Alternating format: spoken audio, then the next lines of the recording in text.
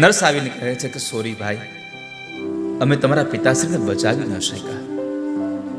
ત્યારે પેલો યુવાન એટલું જ બોલ્યો છે, મેડમ કોણ છે આ દાદા? મેડમની આંખો ફાટી ગઈ. નર્સ, શું બોલો છો તમે?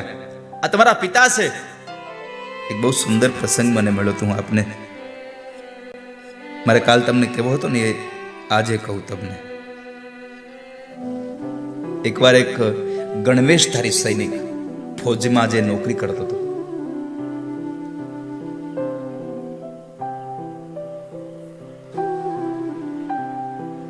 અને એ સૈનિક પરદેશની એક હોસ્પિટલના બરાબર ઇમરજન્સી વિભાગમાં હજી આમ પ્રવેશ, અને એને જોતાની સાથે એક નર્સ દોડતી આવે છે. પેલો સૈનિક કશું બોલે, કઈ પૂછે એમના પેલા એ સૈનિકનો હાથ પકડી દોડતી લઈને જાય છે. એક વોર્ડમાં અંદર લઈ જાય છે. હૃદય રોગના એક હુમલાથી પીડાતા એક દાદા પાસે 80-85 વર્ષની ઉંમર હશે. હૃદય રોગનો એનો હુમલો આવી ગયો અને એ રોગથી પીડાતા હતા.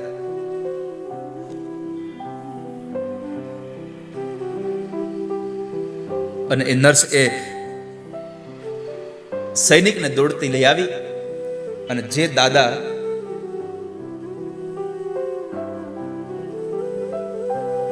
રોગથી પીડાય અને ખૂબ યાતનાઓ ભોગવી રહ્યા હતા, એ પોતાના દીકરાને યાદ કરતા હતા. એ દાદાના બેડ પાસે લાવી દાદાના હાથની અંદર એ સૈનિકનો હાથ મૂકી દીધો. ઘેરને લઈ અને આંખોના પોપચા પડી ગયા હતા, પણ માંડ કરીને આમ જોવે, માંડ કરીને પોપચાઓને પરાણે પરાણે ખોલવાના પ્રયત્નો કરે, જુએ દાદાનો દીકરો સૈનિકમાં હતો. અને બરાબર સૈનિકના આ ગણવેશ સાથે જે દીકરાને જોયો, દાદાને જરા ટાઢક વળી હૈયે અંતિમ વેળા ગણાતી હતી. આ સમયે કોઈ પણ પ્રકારની વાર્તાલાપ થાય એના પહેલા બાજુના વોર્ડની અંદર એક દર્દીની તબિયત વધારે બગડી, એટલે નર્સ દાદાની પાસે પેલા સૈનિકના એ માણસને, એ દીકરાને ઉભો રાખી યુવાનને અને પોતે જતી રહી.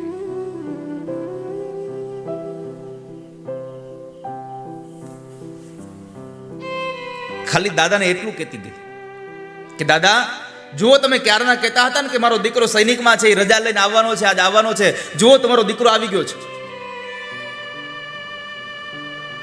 આટલું કઈ નર્સ જતી રહે છે.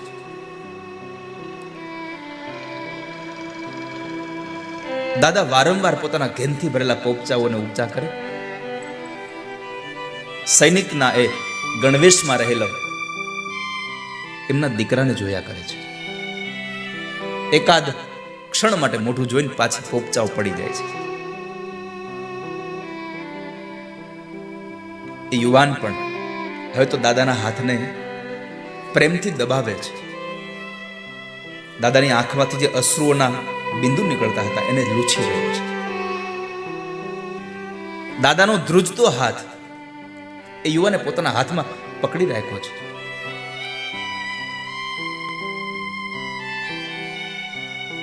બેડની બાજુમાં ટૂલ્સ નાખી અને યુવાન ત્યાં બેસી ગયો છે. આખો દિવસ ધીમે ધીમે વ્યતીત થયો. સાંજ પડવા આવી. દાદા અર્ધ બેભાન અવસ્થામાં છે, પણ પોતાનો દીકરો છે એટલે પરાણે પરાણે પણ આંખને ખોલી ખોલીને પોતાના દીકરાના મોઢાને જોવા માટે ખૂબ પ્રયત્નો કરી રહ્યા છે. આ દ્રશ્યને જોઈ અને પેલો યુવાન દાદાના માથા પર હાથ પધરાવે, દાદાને પ્રેમથી એના હાથ ઉપર પોતાનો હાથ ફેરવે, લાગણીઓ ભરેલો એ હાથનો સ્પર્શ કરાવે દાદાને. અને જેમ જેમ પેલો યુવાન પોતાનો હાથ પ્રસરાવતો જાય એમ એમ દાદાના ચહેરા પર થોડો થોડો આનંદ આવતો જાય છે, સ્મિત આવતું જાય છે. રાતના 3 વાગ્યા હશે, 4 વાગ્યા હશે. નર્સે 2 થી 3 વખત કહ્યું કે સાંભળું, એક કામ કરો, તમે અહીંયા આરામ કરી લો, અમે દાદાનું પૂર્ણપણે ધ્યાન રાખીશું, તમે ચિંતા ન કરો. યુવાન ના પાડે છે, ના, હું બેઠો છું, મને બેસવા દો. માણસની ફરજ શું છે?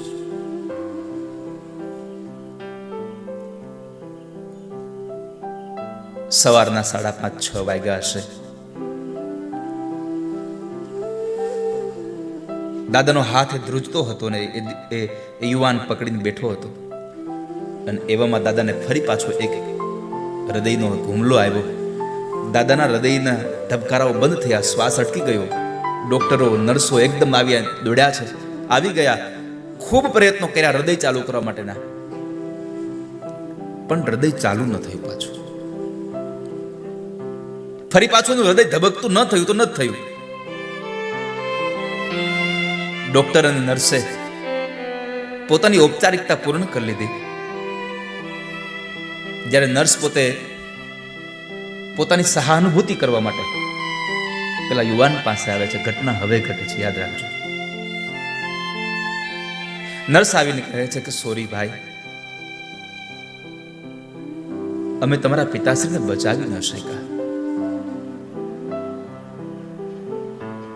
ત્યારે પેલો યુવાન એટલું જ બોલ્યો છે, મેડમ, કોણ છે આ દાદા?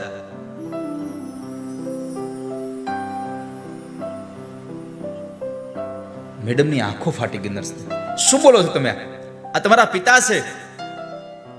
એ બીમાર અને અહીંયા હોસ્પિટલમાં આવ્યા ત્યારથી રાહ જોતા હતા કે મારો દીકરો સૈનિકમાં છે, હમણાં આવશે ને મને રજા લઈને આવવાનો છે, અને તમે પૂછો તો કોણ છે દાદા?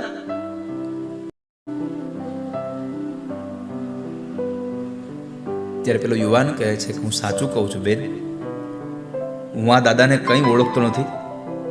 હું તો મારા બીજા કામથી અહીંયા આવ્યો હતો, પણ હું કંઈ બોલું એના પહેલા તમે મને દાદાના હાથમાં હાથ સોંપી દો. પણ મને એમ લાગ્યું કે આ દાદાને એના દીકરાની અત્યારે જરૂરિયાત છે, એનો દીકરો ના આવે તો હું પણ મારી ફરજ ભૂલી ન શકું. હું મારી ફરજ કેમ ન નિભાવું? નર્સે પોતે સોરી કહ્યું, સોરી હો સર, તમને મેં ખોટું કરી દીધું તમારી સાથે. અને ત્યારે હસતા મોઢે એટલું જ બોલ્યો છે કે જે થયું ને એમાં મને આનંદ મળ્યો છે કે મેં કંઈક ફરજ નિભાવી છે. અને જ્યારે તમે તમારી ફરજ નિભાવશો ને ત્યારે તમારી ફરજથી બીજું કોઈ રાજી થાય કે ન થાય, પણ તમારા અંતરાત્માને રાજીપો ચોક્કસ મળશે કે હું મારી ફરજમાંથી ચૂક્યો નથી, ક્યાંય હું મારી ફરજમાં અડગ રહ્યો છું. કદાચ કદાચ કદાચ આવતીકાલ આપણી પણ આવી હોય, જીવનમાં આપણે પણ કોઈકની જરૂર પડે, અને આપણી હાજરીમાં કોઈકને આપણી જરૂર પડે ને તો આપણી ફરજ ન ચૂકીએ. બસ આ જ ભગવત પ્રાપ્તિનો માર્ગ છે, આ જ મારો તમારો ધર્મ છે. ઈશ્વરમાં પ્રાપ્તિનો મને તમને જે પરમાત્માએ જે ફરજો આપી છે, ફરજ ન ચૂકીએ બસ.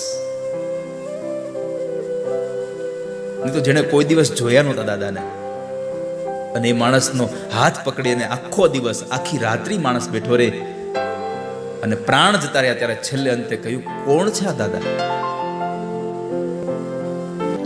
મેં અગાઉ પણ કહ્યું છે ને ફરી વાર કહું છું કે અહીંયાથી આપવામાં આવતું કોઈ દ્રષ્ટાંત બની શકે કાલ્પનિક હોઈ શકે છે. કદાચ કવિઓએ, લેખકારોએ એને ઊભું કર્યું હોય, બની શકે,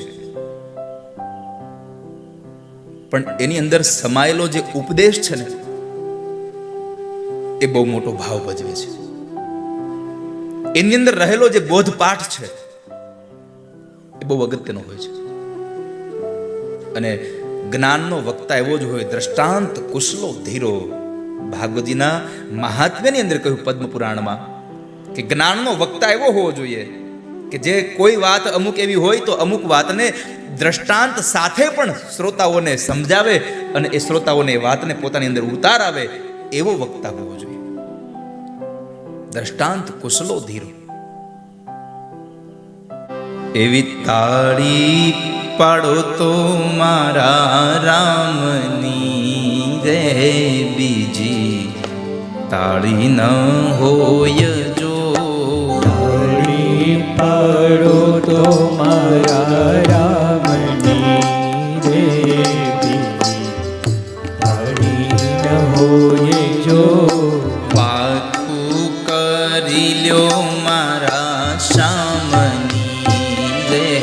બીજી વાતું ન હોય જો. વાતો કર્યો મારા શ્યામની રે બીજી વાતો ન હોય જો. સમરણ કરી લ્યો સીતારામના રે બીજા સમરણ ના હોય જો. સ્મરણ કર્યો સીતારામના રે બીજા સ્મરણ ના હોય જો. સમરણ કરો તો રાધે શ્યામના રે બીજા સમરણ ના હોય જો. સ્મરણ કર્યો રાધે શ્યામના રે બીજા સ્મરણ ના હોય જો. તાળી પાડી લ્યો મારા રામની રે બીજી તાળી ન હોય જો. તાળી પાડ્યો મારા રામની રે બીજી તાળી ન હોય જો.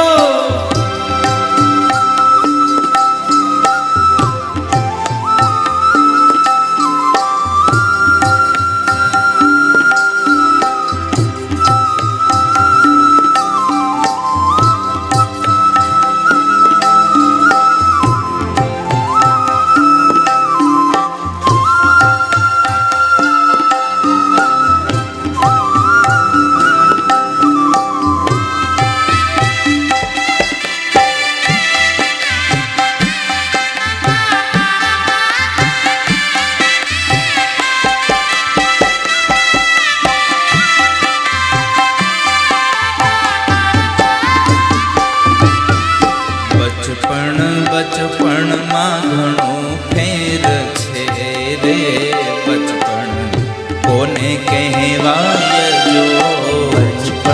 બચપનમાં ઘણો ફેર છે રે કોને બચપણ કહેવાય જો. બચપણમાં ઘણો ફેર છે રે બચપણ કોને કહેવાય જો. બચપનમાં ઘણો ફેર છે રે બચપણ કહેવાય જો. બચપણમાં ધ્રુવજીને હરી મળ્યા રે એને બચપણ કહેવાય જો. બચપણમાં ધ્રુવજીને હરી મળ્યા રે બચપણ કહેવાય જો. બચપણમાં પ્રહલાદને નૃસિંહ મળ્યા રે એને બચપણ કહેવાય જો. બચપણમાં પ્રહલાદને નૃસિંહ મળ્યા રે બચપણ કહેવાય જો. તાળી પાડી લ્યો મારા રામની રે બીજી તાળી ન હોય જો. તાળી પાડી લ્યો મારા રામની રે બીજી તાળી ન હોય જો.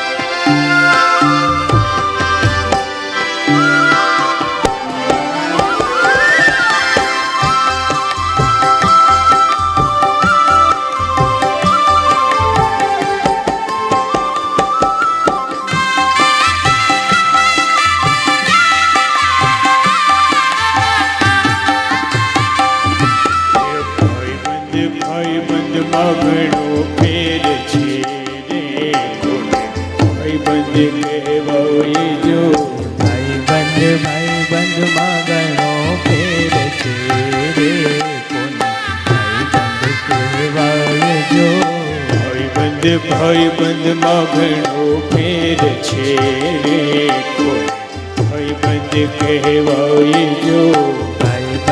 ભાઈબંધમાં ઘણો ફેર છે રે, કોને ભાઈબંધ કહેવાય જો. એ ભાઈબંધીમાં સુદામા ને કૃષ્ણ મળ્યા રે, એને ભાઈબંધ કહેવાય જો. ભાઈબંધમાં સુદામા ને કૃષ્ણ મળ્યા રે, ભાઈબંધ કહેવાય જો.